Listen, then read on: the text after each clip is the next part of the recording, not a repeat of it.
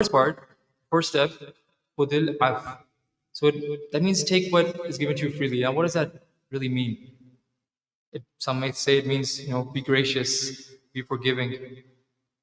So imagine there's a friend of yours who is sick, and that person is in need, and they need someone who's to look after them. And you, as a brother, as a good Muslim, you go and you visit them, you take care of them, you ask them for help.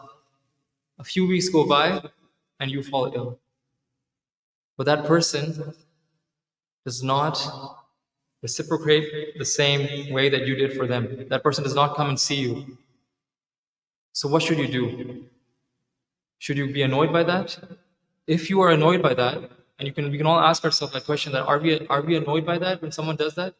Then that means that we did not do it for the sake of Allah subhanahu wa ta'ala. But if that person does such a thing and it doesn't bother us, that means that our intention, our reasoning for doing that good for that person was for the sake of Allah subhanahu wa ta'ala alone and for His pleasure. Now, what does it mean that command what is good? That means that when that person who didn't do good for you is in need again, or they have something else going on in their life where they need your presence, you go and you attend that presence. You're there for that reason, without thinking that that person did bad with me. Because when we command good, when we say, let's give da'wah, let's teach something. Like I'm sitting here, this reminder is for me first. So when you command good, you are supposed to be the one who showcases that goodness in the first place. So because that person didn't do good with you, are you going to go and not do good with them? Rather, you will be a person who will extend your hand forward and be there when they are in need.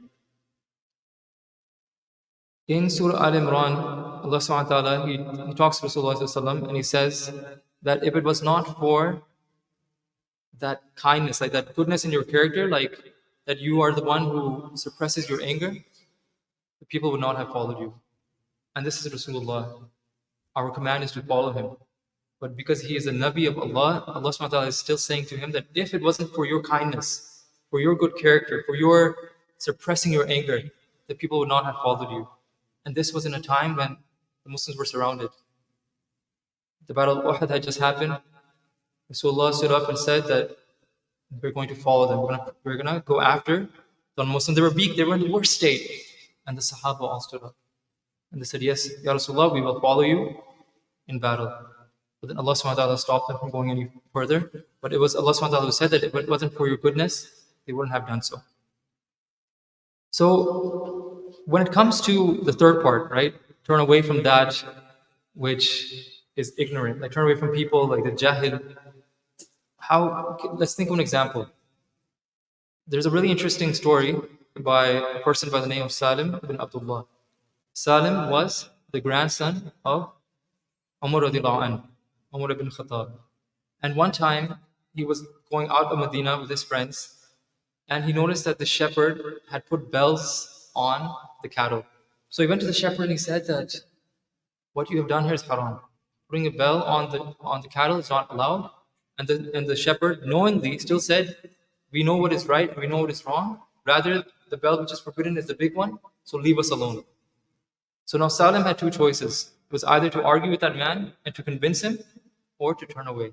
He understood that this person who was communicated the truth, who was told what is correct and what is not correct, yet stood firm on their ignorance, he let it go and he moved forward. So many times it happens that we see somebody, or we know something, we're in an argument, we argue without reason. And Rasulullah said that a person who leaves an argument knowing that they're correct, Allah subhanahu wa ta'ala will build for them a house in the middle of Jannah.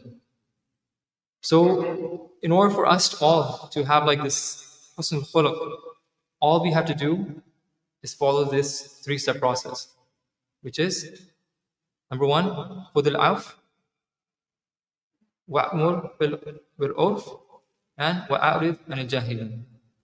Jazakallahu khairan.